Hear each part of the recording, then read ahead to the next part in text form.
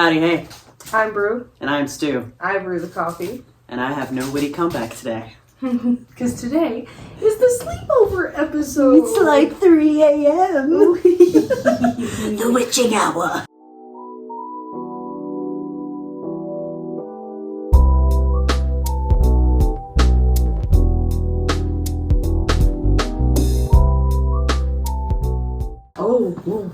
I'm giving hocus pocus. My hair's giving hocus pocus today.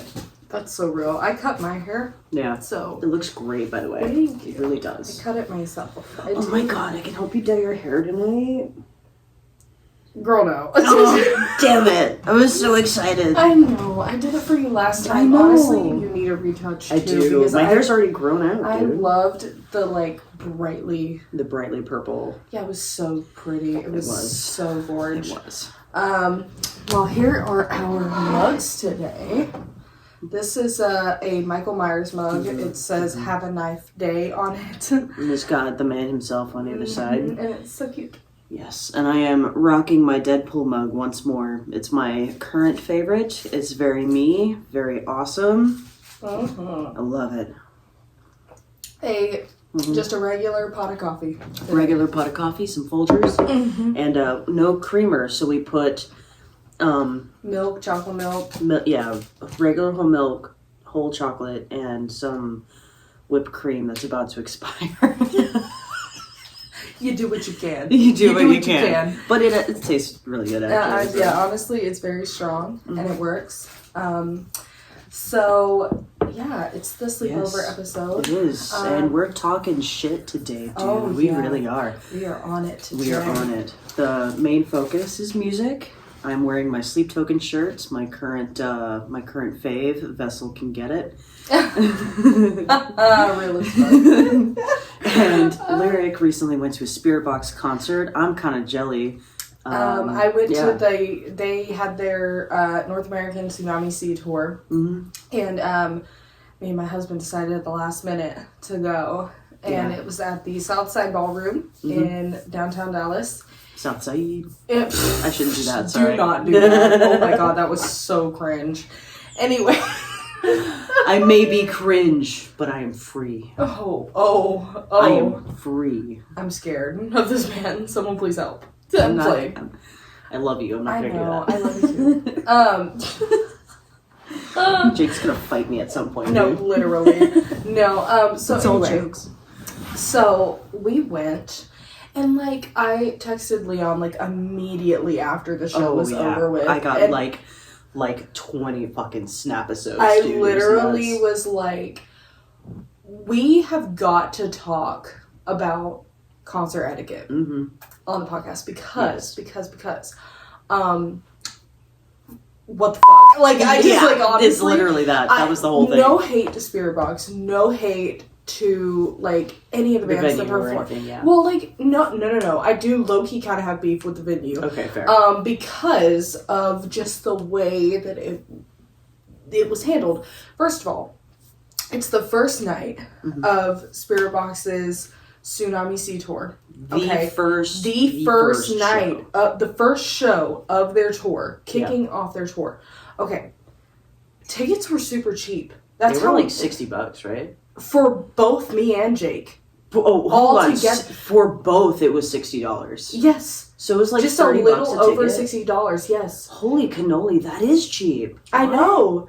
That's what I'm saying. Man, I wish I would have gone. It was. I'm a little jelly. I know. I'm so sorry. It's okay. I learned my lesson. Yeah. No, it was so much fun though. I did end up going with another one of our coworkers. They were already going. Her and her friend. So they were already going. Yeah. So we met up with them there, and so no Tino shade to Spiritbox to Dying Wish to Loathe. They all performed amazingly. I had never heard of Loathe before. I'd never listened to Loathe. I don't think I have either. They are very reminiscent of Deftones. Okay. Very reminiscent. You're rubbing them. I'm sorry. I have not cleaned them all day. All I hear is it clicking, and I'm like, you're gonna break one of those. Honestly, I need new glasses. So like, I do too. I need glasses. It would be fine. Anyway, back to what I'm talking about. Loathe. So, yeah, Loathe is very reminiscent of Deftones. Mm-hmm. Just very like. You have a Deftones tattoo, don't you? I do. It's beautiful. I love Deftones. Love them very much. Grew up listening to them. So yes. I liked Loathe. The energy of the concert was great. Like their performance and everything was amazing. So like no tea, no shade to them. It's not their fault. They don't know how it's gonna be when they get there to perform and whatever else. They just know they have to perform and the tickets sold. Right. And it was a sold out show. Yeah. Okay. So we get there. Show doesn't start until 6:30. Mm-hmm. We get there around like 5:45-ish. We were trying to get there earlier, but like the parking situation was a little crap. Yeah. And when we pulled up, we noticed how small the venue was. Like, when I think of Spiritbox, okay, they have blown up. Ultimately, I've been listening to them for years at this point. My dad introduced me to them. Jake had also heard of them a little bit, and I had like heard their probably one of their most actually I would say it is their most popular song because it's the one that like circled around TikTok for a while. Funny enough, the name is Circle With Me. So that song, amazing. I am such a big what's going on? I don't know. I thought I saw your cat over there, but she's right here. Yeah, you might see her. She's stalking. She's being a turd. Yeah, she attacked me earlier. It was great. She's a very curious creature tonight. Hey, ma'am, do you mind? I mean, she's not on camera right now. No. Well, there she is. Baby, I need you to move. I love you, but you gotta move. So... And I only really got into Spiritbox because of you, and it was because of the... that specific moment you told me about with Soft Spine. Yeah, it was like so... That song is so good. You showed me the song after, and I'm like... Oh, it like fucks so hard, dude. I like, love it. Yes, it's gripping. And every song does that. Yes, it does. I love literally every single one of their songs. Like, I could listen to them over and over and over again and never get tired. We listened to them on the way here, or on the way to Texas Roadhouse. Yeah, and just everyone just with just so hits, good. And they are so tight. Like they are so like they're on in sync. They are on it. So begs the question, when I think of Spiritbox, because of how massively they blew up, I mean, I had to, when I was in college, I had to make like a mock-up magazine, and I decided to do mine on metal music. Like, it was just going to be like a metalhead magazine, right? Similar to like Rolling Stones or whatever. Yeah. Talk about rock and roll. Right. Like, stuff, you know? And so I talked about Spiritbox, and I talked about how I wrote every single article. I didn't have to, but I did, because this is something that I'm so passionate about, and I pay attention to it a lot. And so I talked about how TikTok really blows bands up like super quick. It's happened to Pierce the Veil. You look at Pierce the Veil. I looked at tickets for their show. They're selling out stadiums. They're selling out arenas. They like their tickets. Cheapest one I saw, $250. $250. Steep. My Chemical Romance, same thing, but My Chemical Romance was on a hiatus for a really long time. Yeah, they were on and hiatus they're on like for a comeback. 10 plus years. Yeah, for like 15 years. Like for a long time. And so here's my thing. Spiritbox has blown up so much in the past 2-ish years. I've been listening to them for about 3 to 4. I have been wanting to see them forever and a day. And when I saw how cheap those tickets were, I was like, oh my God, this shows. I'm surprised I was even able to get a ticket 2 tickets, as a matter of fact, because me and my husband both went. I was so shocked. I'm like, this show's gonna sell out. And it was sold out. We get there. Okay, wasn't really that packed trying to get in. Okay, it was super quick, easy to get in, passed through security, everything great, wonderful, whatever. 100%. 100%. They were on top of it. They were, everybody was very, like, cordial, follow the line, go through, whatever. We get in there. We were able to get into the pit, okay? We were like, oh, shit, we're going to stay in the pit all night. Mm-hmm. We plan on staying here. Scratch that. We stayed until the end of Dying Wishes set. Yeah. And we had to get out. We had to get out because at one point it got so packed in the pit. People started yelling at each other to get back. They were literally saying, like, go back, like just chanting, like, go back, go back, go back.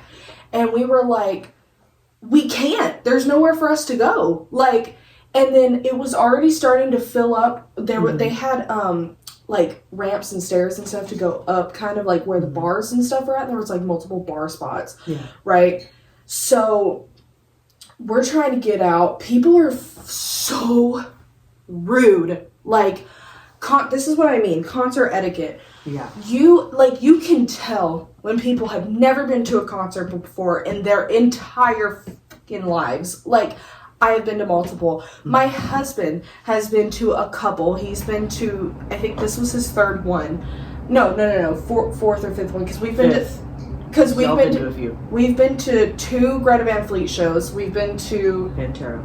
No, well, Metallica. We went and saw the Metallica when they came to Dallas. We went to the 2-day festival thing that they did, and then we went and saw Killswitch Engage, Lamb of God, everything, whatever. Okay, we've been to a couple of shows. This was his 5th show. This is probably my 7th or 8th show. My dad, he took me to a show, to a metal show, like metal show. Okay. Who'd y'all see? I think that was when it was Obituary, Hatebreed, and there was a couple of other bands. It was 5 different bands. It was a long show. We were there at 3 o'clock and stayed until almost midnight. We were there for a long time, and that was at the Gas Monkey. Oh, and yeah. So it was really fun. But we had gone into the pit for that one too, and it wasn't even, I mean, that venue's huge. If you've ever been to the Gas Monkey, it's bigger. It's way bigger than the Southside Ballroom, I feel. Yeah. And there's actually Southside's pretty small for a venue. It is. And that's what I didn't understand was we finally had to get out of the pit. There were people in wheelchairs coming to this show just to see Spiritbox, okay? There was nowhere accessible for them at all to see. Really? No. People were so rude. They stood in front of them. The raised areas up where the bar was, the pit was sunk down. Yeah, you know how conversation pits are in living rooms? It's that. It's a bowl. It's like a bowl, right. Yeah. So we finally got up to where the bar was because we had to go. It was hot in there. It was hot. It was packed. And people just kept coming in. Just kept coming in. Yeah. They oversold that show hardcore. Oversold. Yeah. That's what I was saying. They should have, I feel like they should have made the tickets a little cheaper. Or, I mean, I'm a little bit more expensive so that way it wouldn't, but people still would have bought them out. Oh, yeah. It still would have been sold out. But I'm like, why would you sell that many tickets then? It doesn't It's Southside Ballroom. They do this a lot. To me, and then, so the people that I went with, they said the same thing, that when they went and saw Sleep Token at the Southside Ballroom, they didn't even make it 10 steps in the building before, into the actual venue area where the stage was. They didn't even make it 10 steps in before they literally could not go anywhere. Yeah. But what really ticked me off was the fact that, these tall people, these dudes were being so obnoxious in front of us. They were literally spinning around in circles and holding their arms out like this. up at the balcony area where we kind of, I say balcony, but it's the raised area. It's the raised area, yeah. And they're like spinning around. They won't let anybody get in front of them to see. They're not even at the actual like railing. They've got people standing in front of them, but they're like, we're not letting nobody through. They were talking about it and laughing about it, and I'm trying to see, and the dude in front of me still kept trying to like move his head to where I couldn't see. And I'm like, dude, you were like 6 foot. I'm 5'4". Like, yeah, it's rude as fuck. It's rude as fuck. They like nobody. Been in the pit. Like they should have been. If you're gonna act like that, or stand behind me. You can still see. You can still see me standing behind me. Yeah. Like if you're gonna do that, just be in the pit. Towards the end of the show, me and Jake ended up making it to the railing to where we could actually see, better. Yeah. And like that was great. I mean, it was towards the end of Spiritbox's like show. Yeah. But my thing is just like, oh my god, there were people having chicken fights in the pit, which I understand it's the pit, but this is like in between Dying Wish and Loathe, like. It's right after the Dying Wish set. But, like, so, our coworker, her friend, Cody.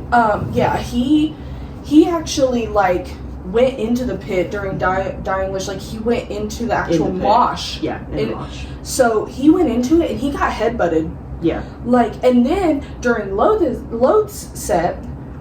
we were already up at the balcony area.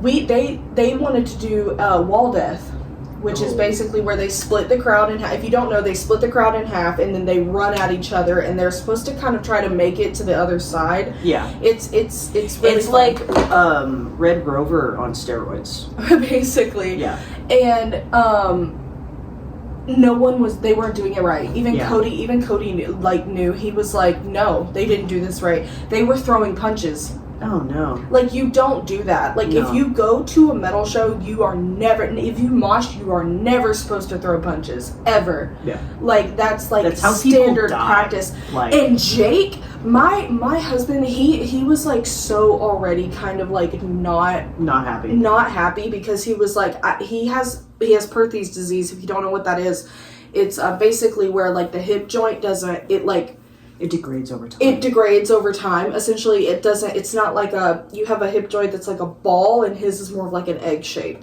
Yeah. So like it doesn't heal correctly. It just disintegrates over time.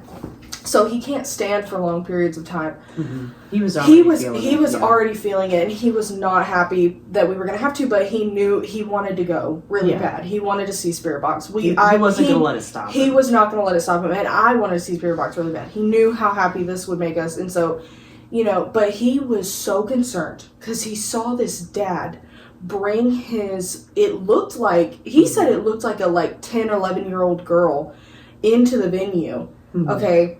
Now, it could have been his girlfriend. It could have been whoever. But he said she looked young.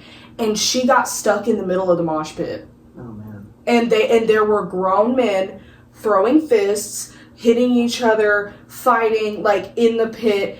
And she's, like, in the middle of it. Oh, she really did get me. She really did. My cat scratched me. I thought it was not as bad, but she did get me.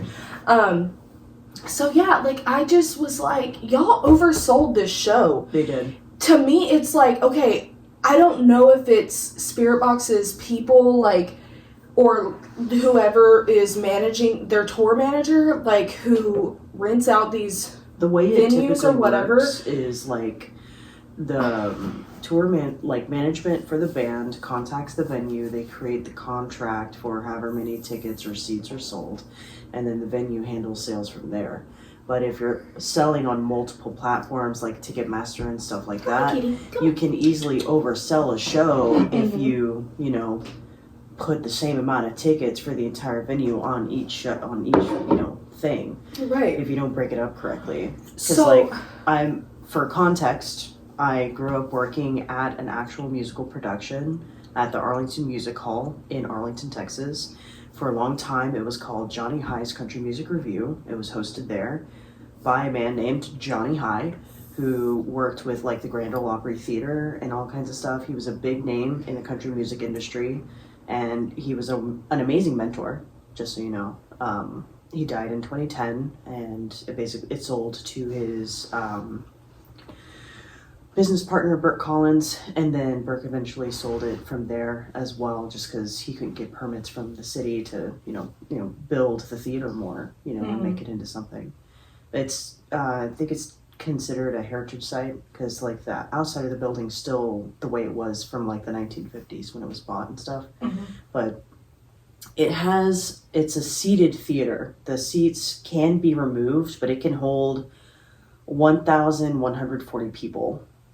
And when you have that many tickets, that's the maximum amount of people you can have in the venue. That is the maximum amount of tickets you can sell. So for when places like Southside Ballroom and stuff like that oversell tickets, they're overselling their maximum occupancy as well. It is a massive issue. Well, and so that's what I mean too. Is like, okay, so the people who were in the wheelchairs, there was nowhere for them that was raised up to where they could actually see. Yeah. Like from what I saw. Now I could be wrong about that. I mean, the last time I was out Southside Ballroom, I worked a show, and that was in like 2000. It was pre-2010 because Johnny High was still alive. Mm-hmm. I don't remember what show I worked, but we were just subcontracted out. I can't remember who played, but even then, the place is grungy as fuck. It was nice, but it just felt so. Back then. Yeah, back then it was grungy because the areas where the crowd go and the areas where crew go are very different places. And I remember looking out while I was setting up stage. The pit is really cool. I love the pit, but even then, it was never really wheelchair accessible just because the venue's so old. They had a ramp. They had a ramp down into the pit. Yeah. But first of all, nobody is going to be nobody in a wheelchair or with a cane. I saw people with canes. Yeah. I saw people who had blind walking sticks because they had they were blind. They were visually impaired. Yeah. So I saw so many people with that were there, and that's wonderful that they get to go and enjoy that experience, which is why it was upsetting to me so much that I did not see anything. Yeah. And people were so rude to the point that they wouldn't even let the person the I saw two people who were in a wheelchair trying to get through get past everybody to go back towards the back. And no one was letting them get through. Their friends were finally having to just kind of push people aside because no one was paying attention and nobody was aware of their surroundings. Yeah. I'm what are you doing? Pay attention to what you're doing. And so... It's fish in a barrel. So dude. To me, it's if you're going to sell tickets to... I know. She's so sweet. She's got her eyes closed. She loves you. Mm-hmm. So, Sorry. No, you're good. She's my baby. She is. So, to me, it's if you're going to sell tickets to people who are going to be in a wheelchair, mm-hmm. who may have certain needs, mm-hmm. they need a cane, they need a walk, they need those things, you need to make spots accessible for these people to be able to maneuver and get through mm-hmm. safely, mm-hmm. okay?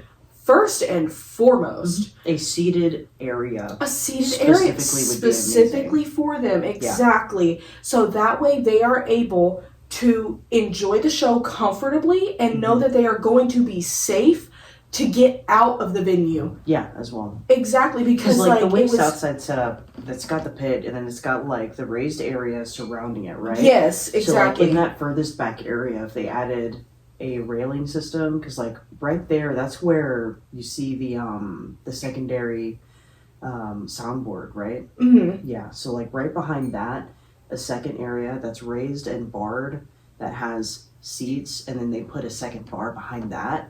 A drink bar, that would be the perfect solid seating area, I think. Something that it's safe enough for them, right? Or you can even do that on the sides too, just kind of You know what I'm saying? Yeah. Like, it's like, if you're gonna sell tickets like that, you need to, like, make sure that those things are accessible for these people. And it is so upsetting. Like, and I know it's upsetting to these people, too, that have those certain needs, and they don't get met. Because that poor dude, I just saw the look on his face, and he looked scared. Like, he can't see. He can't see past any of these people. I mean, he's way lower than everyone else. Yeah. And so he's not going to be able to even see the show. Yeah. So it was like, and of course, he, like, disappeared, and him and his friends maneuvered somewhere else. So I have no idea where he ended up. But I just kept thinking, like, oh my God, if that was me, I would just feel like, so, like, I'm in the way. I would feel... And I would hate that, you know? Like, I'm also trying to enjoy a show, and it's dysphoric in many ways. I just kept getting so claustrophobic because people just didn't have any sense of spatial awareness. They didn't understand. They were just, like, not getting it, and people were just rude. I also got grabbed inappropriately. I got... Technically, I mean, I wouldn't call it assault, but maybe... Any physical touch in a sexual manner that is that is unwanted and... is considered assault. Exactly. And my husband was standing right there. He got grabbed, too. He got grabbed on the shoulder, but that dude literally pushed him out of the way and then grabbed my butt cheek. Like, he purposefully got in between us, pushed my husband out of the way, and grabbed my butt. And I was like... And it was gone. Like, and then he just left. I was like, this has never happened to me, like, ever at a show. Ever. I've never, ever felt... That didn't even happen to me in the fucking pit. Yeah. Like, and we were packed in like sardines. Mm-hmm. And it's like, and I was up at the balcony. There was a little bit more space up there. Mm-hmm.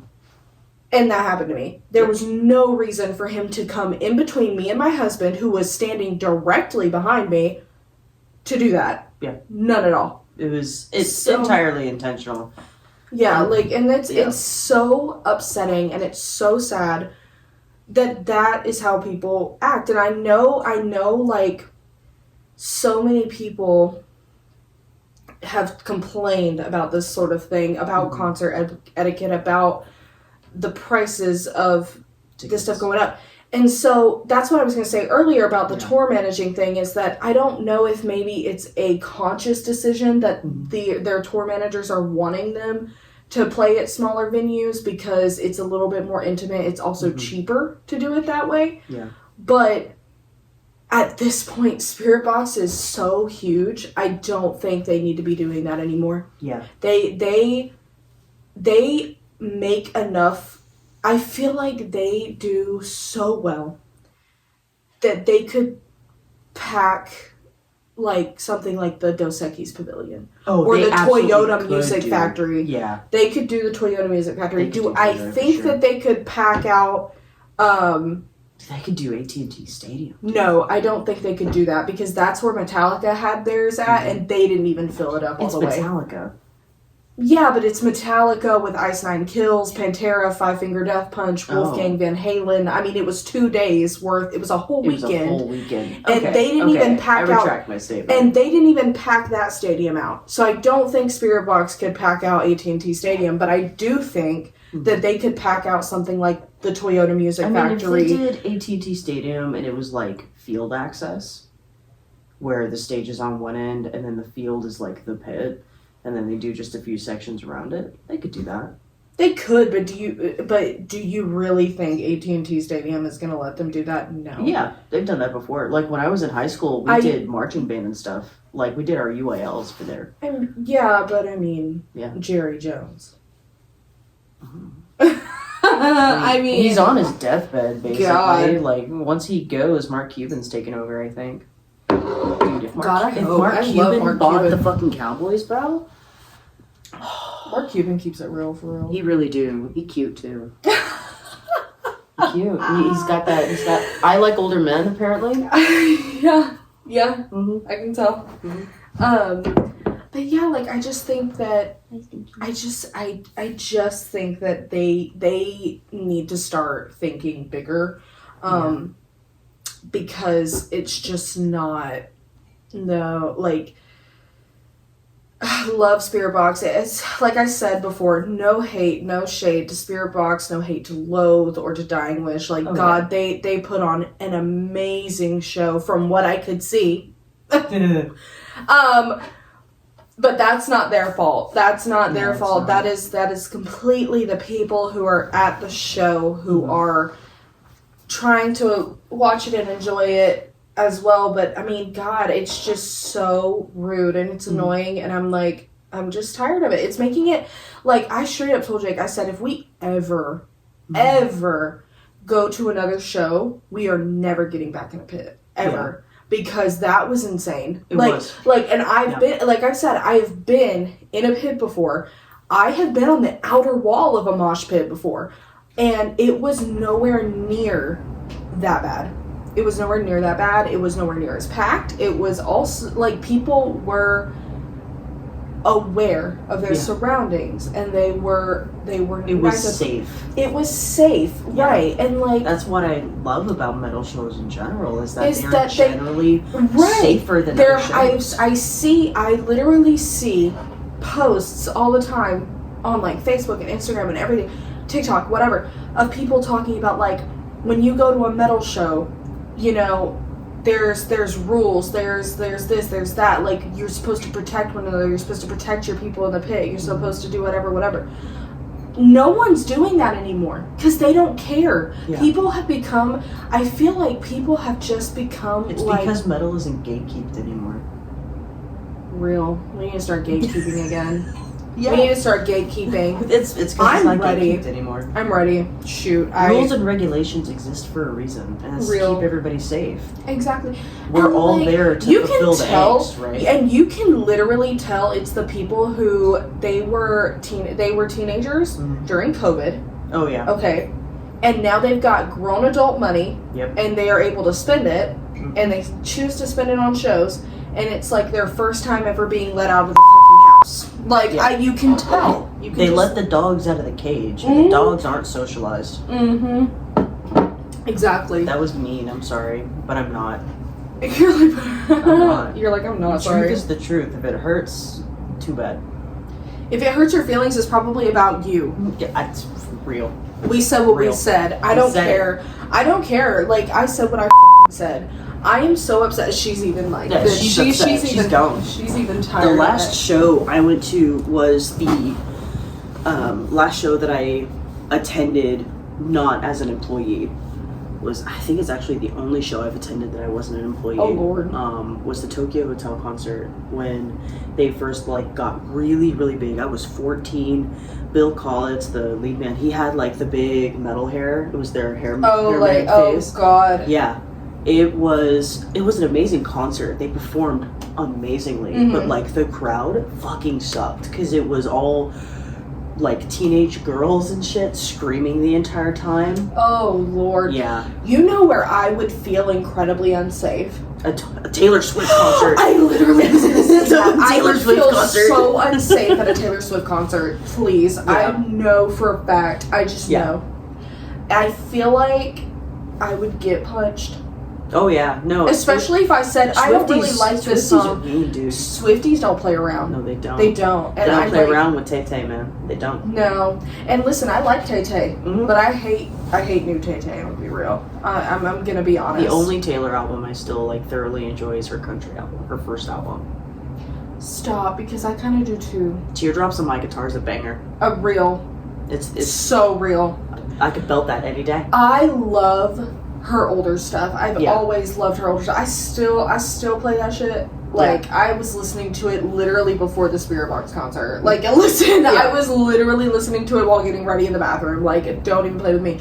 But her new stuff, I just cannot get behind it. It's so mid. It is.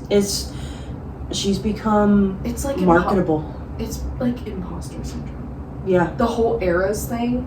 Yeah. Imposter syndrome. Yeah. She doesn't know who she is. She doesn't know who she wants to be. And that's what it feels like. Low key. He's like, what is my hand touching? The thing I don't need right now. Got my dogs on camera. Hello. Oh my god, put those dogs away. Just blur those. This is such... You can't see those without paying for it, okay? Oh, Lord. This is such a... This is so sleepover. This is so sleepover. So sleepover. I love it. No, I'm like... I would love to go to another show that I'm not an employee at. Yeah, I want to go... I've worked thousands of shows. Like who? Who have you... So, aside from Johnny High's Country Music Review, it's mainly just like a lot of country singers. Like, oh, yeah. Like, Garth Brooks, met him. Man, I told y'all earlier, now I can't even remember. You said Garth Brooks, Leanne Rimes. Yeah, Leanne Rimes I know personally. Fun fact. She started on the Johnny High Country Music Review. That's where she started. I have a photo of her holding me as a baby. Like, she was a teenager at the time, and because it was a family show, it was family run, and my whole family worked there. My aunts, my uncles, my grandmother. She was the sound lady for a really long time, and Steve Holy. He's not as big as he once was, unfortunately, but he's still making music. He's really cool, super cute. Had a crush on him for a long time.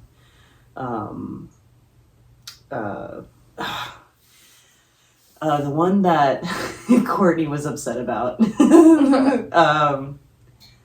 She started there too, and then went to American Idol. She has her own. Oh, Kelly Clarkson. Kelly Clarkson, yeah. Kelly Clarkson started on that show. It was basically just a bunch of. Ray Price was another one. Just a lot of old country singers. Brooks and Dunn. Do you know who Brooks and Dunn are? Yeah, I do. Yeah, Brooks and Dunn. They're family friends.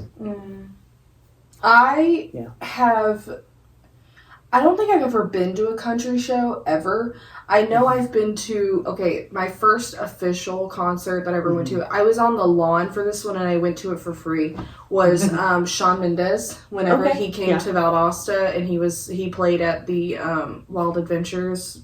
It was right whenever the song Stitches came out. Like, it was his most popular song at the time. Yeah. And it's still a good song. And also, Kendall from Big Time Rush was there with his group, not Big Time Rush, but with his side personal group. Yeah. Yes, he was there. I saw them. And then my second show that I went to was All American Rejects at Wild Adventures again. Oh, yeah. I went there, and that was a really good show. I almost danced with Tyson Ritter, and then this bitch pushed me out of the way and took my spot. But honestly, I'm kind of glad, because I kind of don't like All American Rejects anymore. That's fair.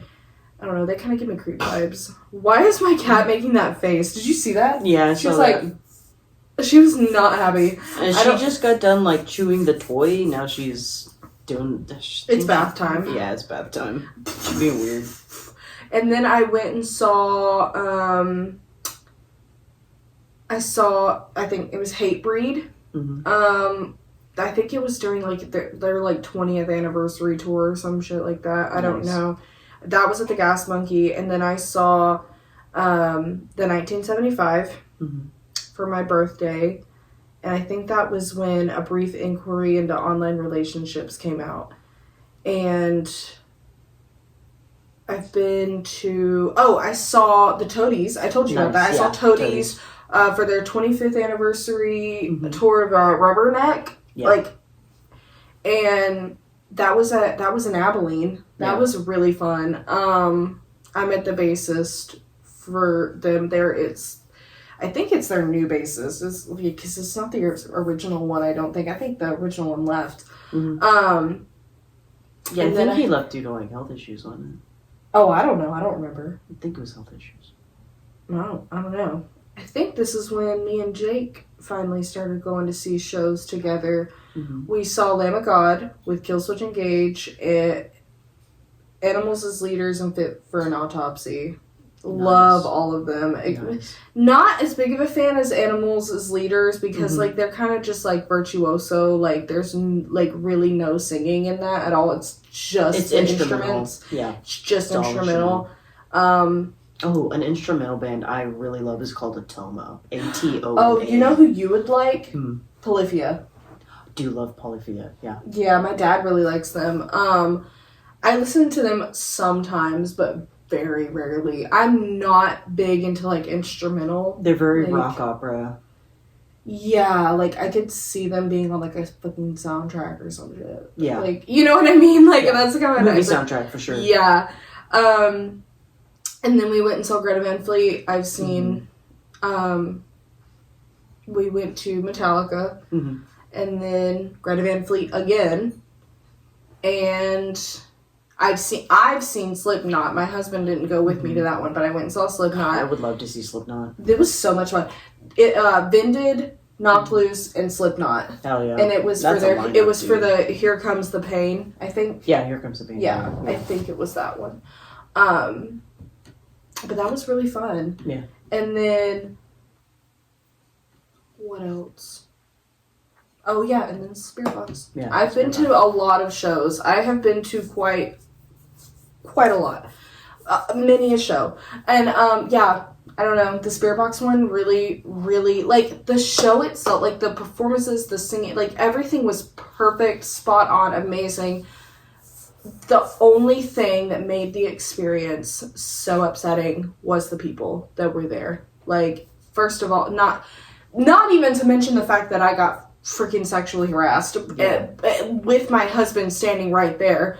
But, like, it's just sad. It's just really upsetting.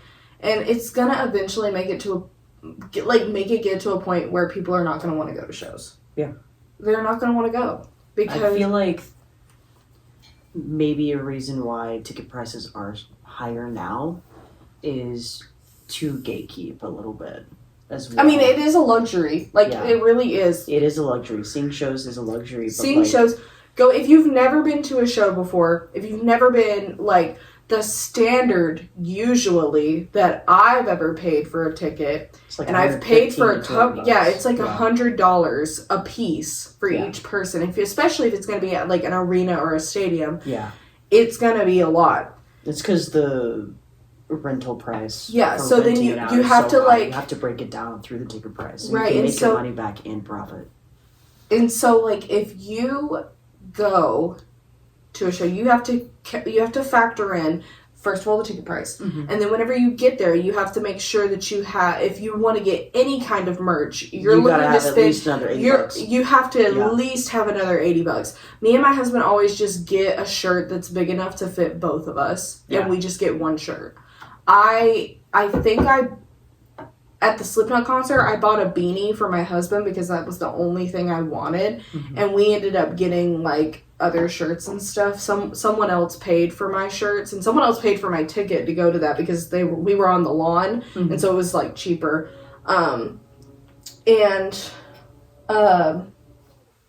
else?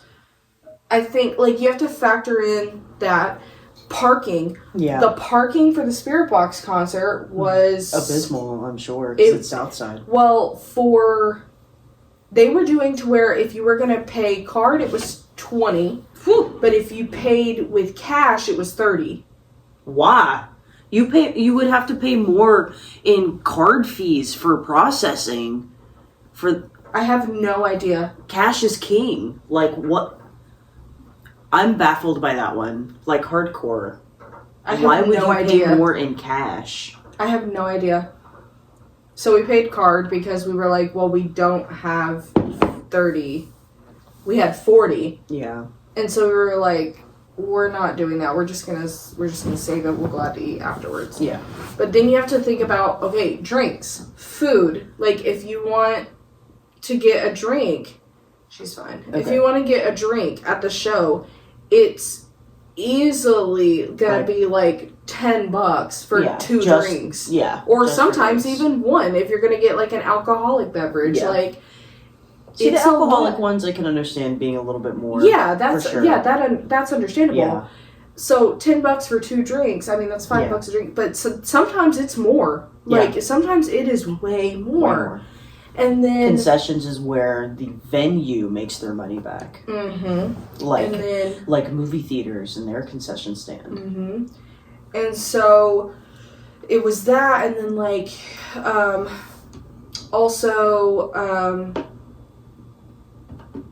No, I think that's it, actually. Yeah, you just have to factor in ticket, merch, parking, food, and drink. So a show could easily cost you upwards of like $300 to $400. Yeah, I would say like $500 just to make sure you can actually afford. Because if it's gonna be you and a friend collectively between tickets, merch, and food and stuff, you're gonna want like $800 to $1,000 for sure. Well, if it's going to be you and a group of friends, for sure. But, like, if you're just paying for yourself and, like, maybe one other person, I mean, for Lamb of God, it was, like, I think $200. It was, like, $250 for a ticket? For the tickets. Yeah. Like, not each, but just all together. It was, like, altogether it was $250. So then, you'd want, like, at least $500 or $600 total just to spend on the show. Right. And the parking for that was $50. Yeah. Ooh. Yeah. Ugh. Public transportation. Yeah. If you do Southside Arena again, definitely do public transportation. It's crazy to me. It's just wild that it is. That's what it is. Happens at shows now. Yeah. And like I want to talk. I have an issue I want to talk about. Okay. I really wanted to see Sleep Token this year for their new tour. Super excited for the new album. Mm-hmm. Drops May 9th. I'm in love with Emergence and Caramel so far. And like, have you listened to Caramel yet? No. Okay. I have listened to Emergency. I know. I made you listen to it. And like, all of their shows, as soon as the tickets are out, they're fucking sold, like almost immediately. And the only way you can get tickets is through resale sites. And like, their original ticket prices are reasonably priced for the most part, especially for the places they're showing at for their concerts. And like, all of the resales are always $100 or more. And it's frustrating because I want to be able to go see them, but I can't do that if I can't even afford the ticket price to begin with. And it's not even going to the band, it's going to the reseller to begin with. And I feel like that's where a lot of like the higher ticket prices are coming from too, because it's scalpers. Mm-hmm. And like Pokemon, the Pokemon game company, is facing that same issue with their product as well, because like at the bookstore we sell Pokemon cards and stuff, and we don't have purchase limits, but a lot of the people who come through aren't resellers, they are collectors.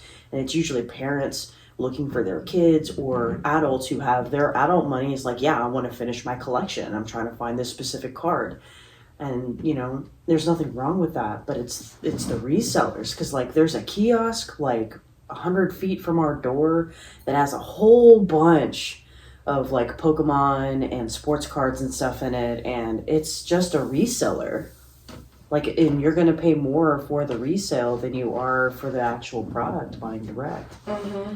And I feel like that's what's happening a lot with all these higher ticket prices too, is not that it's the original prices, it's the resale prices that are killing people. I'm frustrated by that.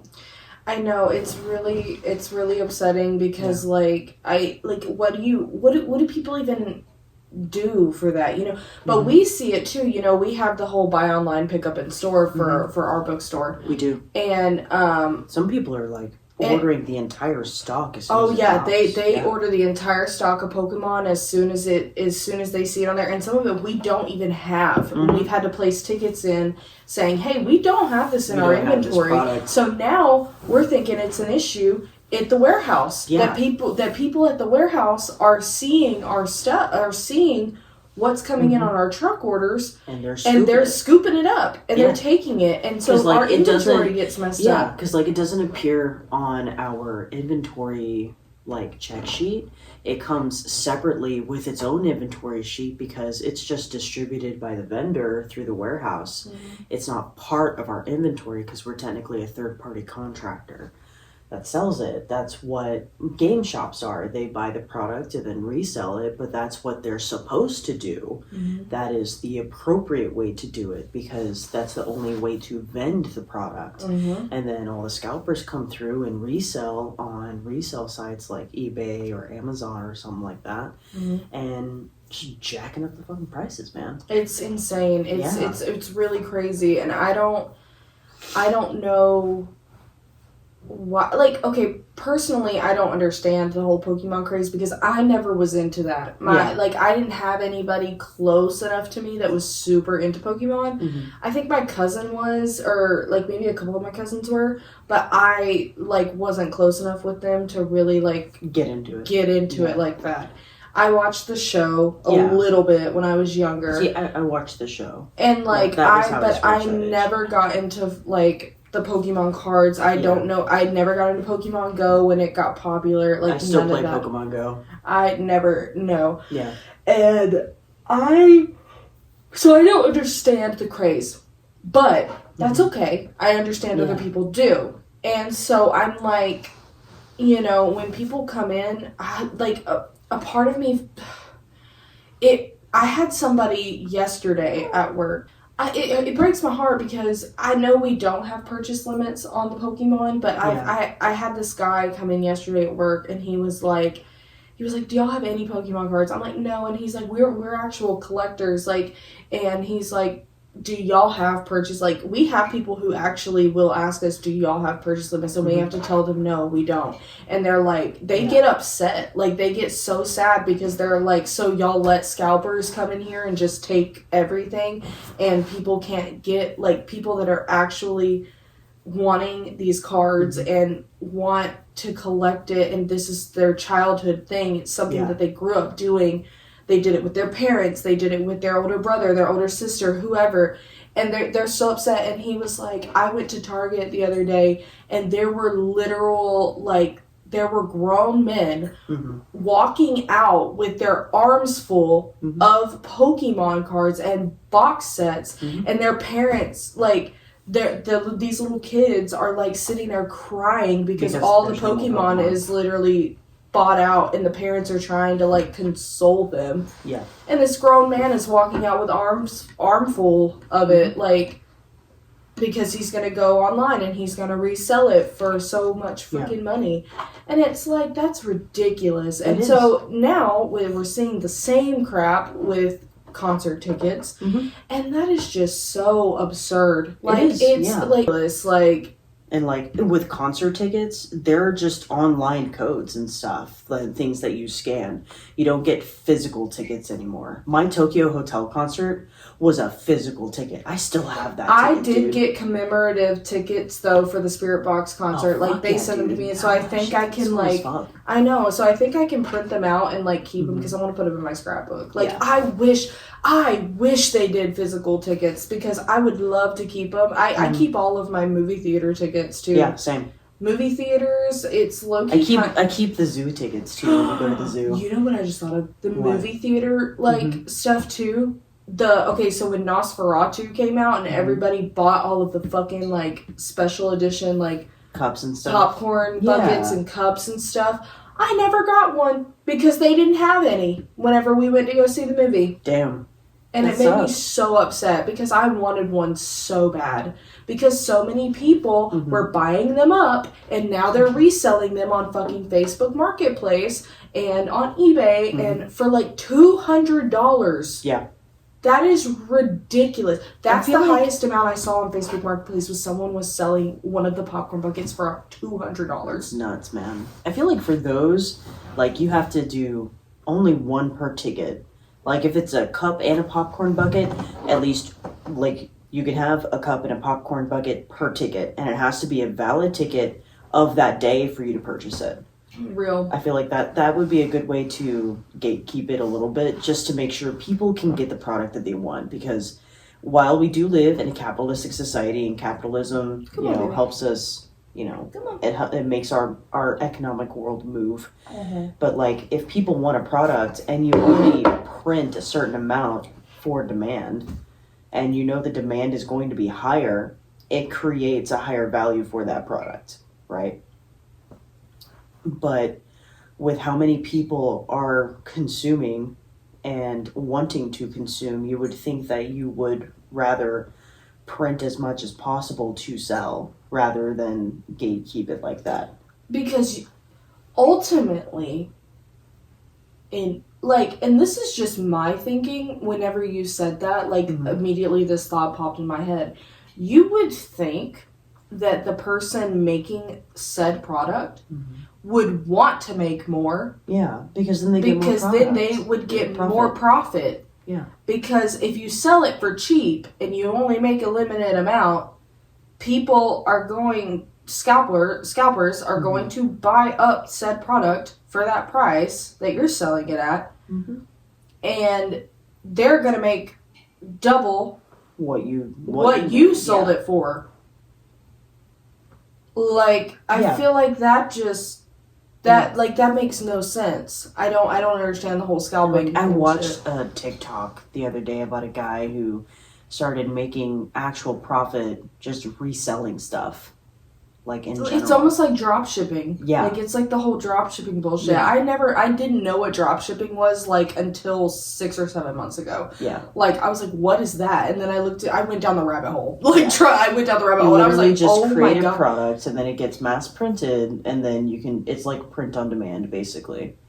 Where the product is created and shipped to order like that. Oh my God, I have the hiccups now. But it's frustrating. I don't know. Yeah, it really is. But on a happier note, I am going to go to more shows. I'm not going to let what happened at the Spiritbox concert, deter me from going to any other shows because that's what makes me happy. I love going to concerts.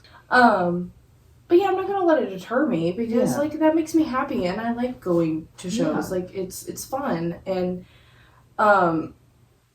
sometimes it's a once-in-a-lifetime experience. Like, me and Jake went to go see Metallica because we were like, this could be a once-in-a-lifetime experience. They're getting up there in age. Yeah. Like, I mean, people are dying eventually, left and right. Metallica isn't going to be the original band anymore. No. It'll be brand new people playing the Metallica to keep the legend alive. Real. And so we were like, we're going to go. We're going. So we went. I totally forgot. I saw the Monkees, the original Monkees, when I was like 5.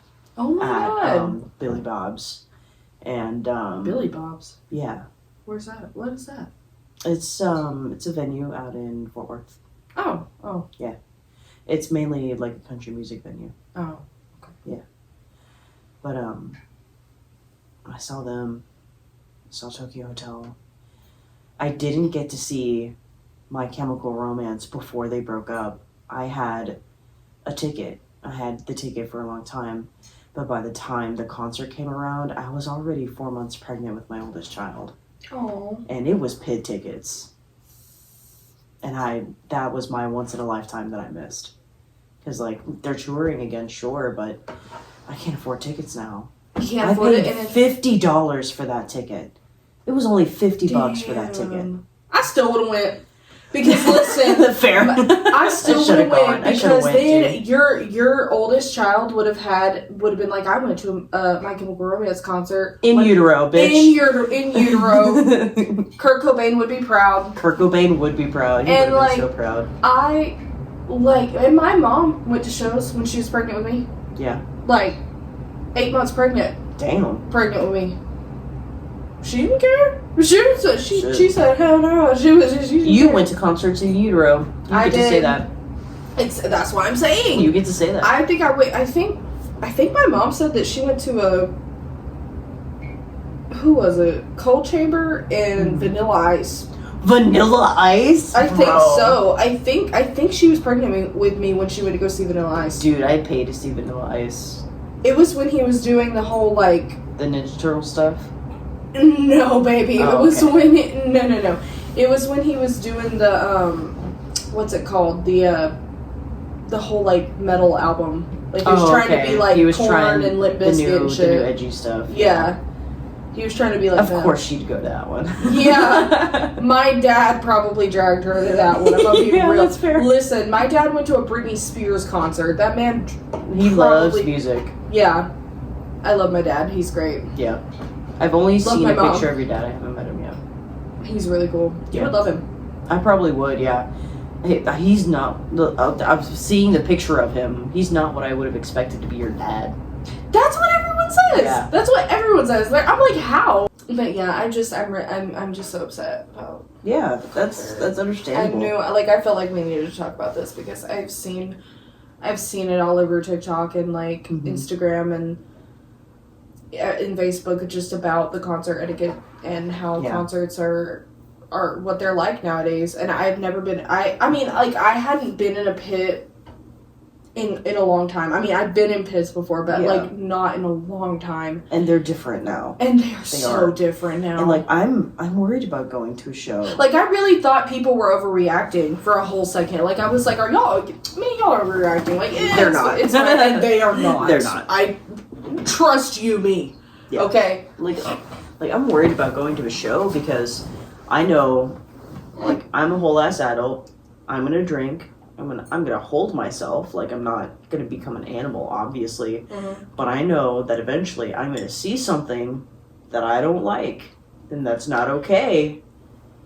And I'm not gonna be able to stop myself at that point because there's only so much I can do to hold that in. You know. Real. No, like, and honestly, like, that's I will throw hands. That's part of the culture, though, because, like, it's like if you see something at a show that's going on that you know is not right, you do something about it and you say something about it. Yeah. Because you don't just let it happen. Like, you say something about it. You do something. Oh, did I say that that Cody got headbutted?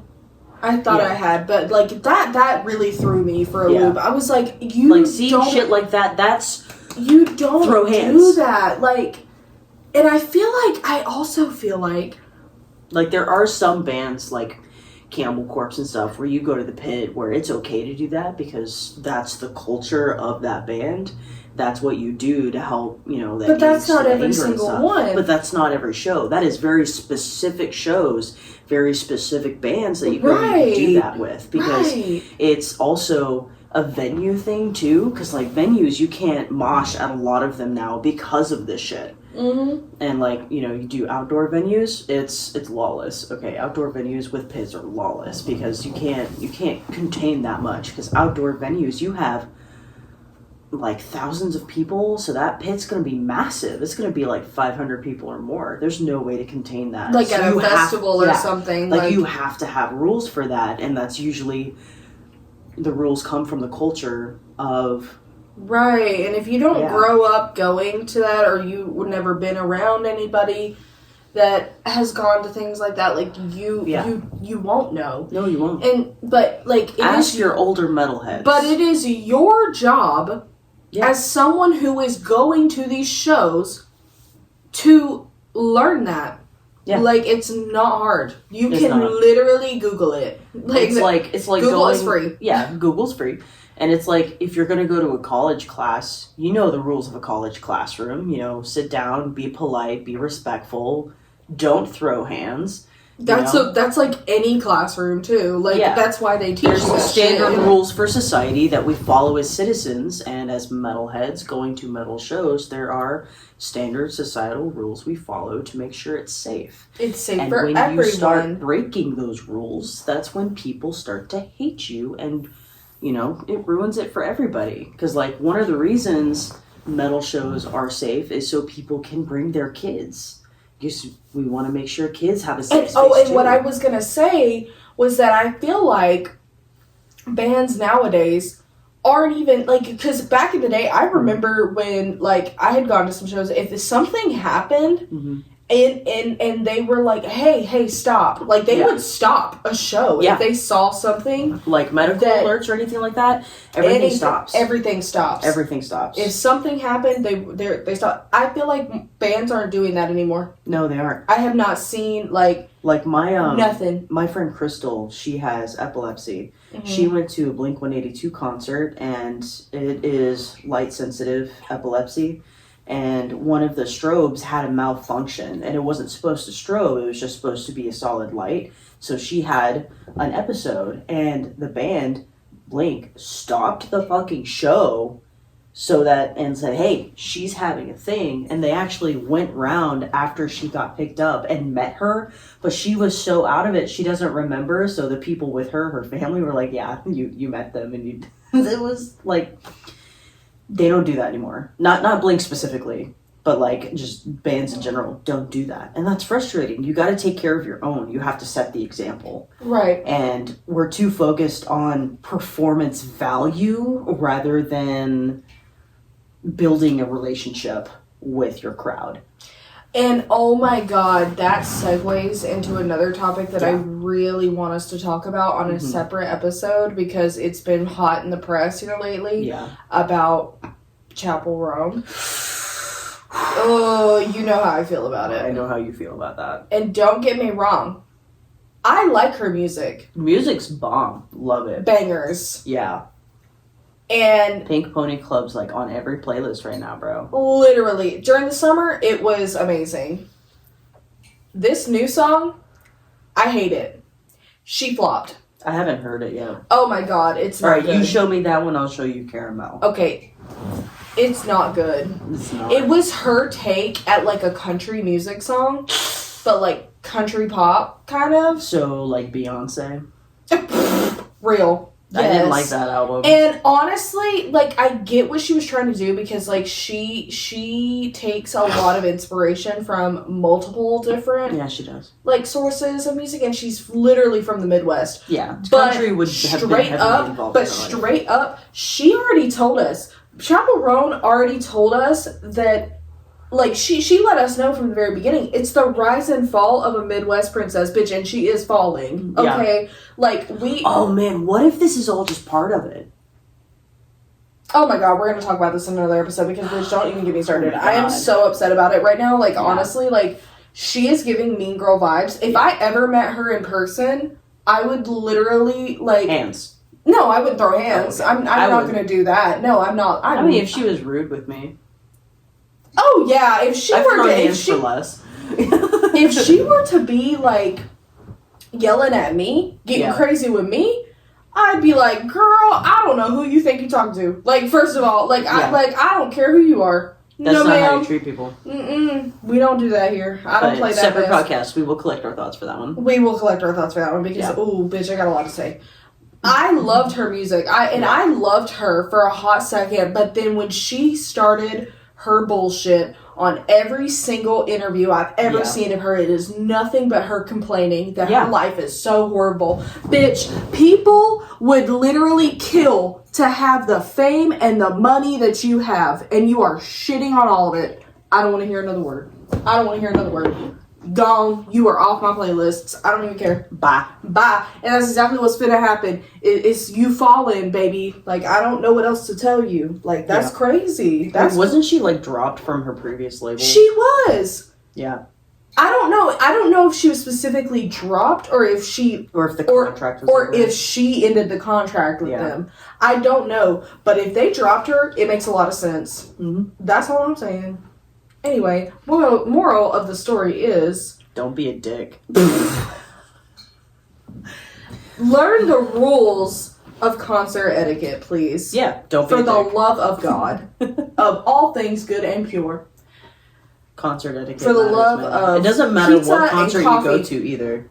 It don't matter what concert you go to. You need to learn concert etiquette. And you need to learn it fast. Before you go to, if you're planning on going to your first concert or you're going to your last concert, learn the rules of the trade. Yep. Because it exists. You make it miserable for everyone else if you don't do your part. If everyone knows the rules, if everyone gels together and does what they're supposed to do, everyone has a great time. Yep. It's a better experience. A better experience for everyone involved. Mm-hmm.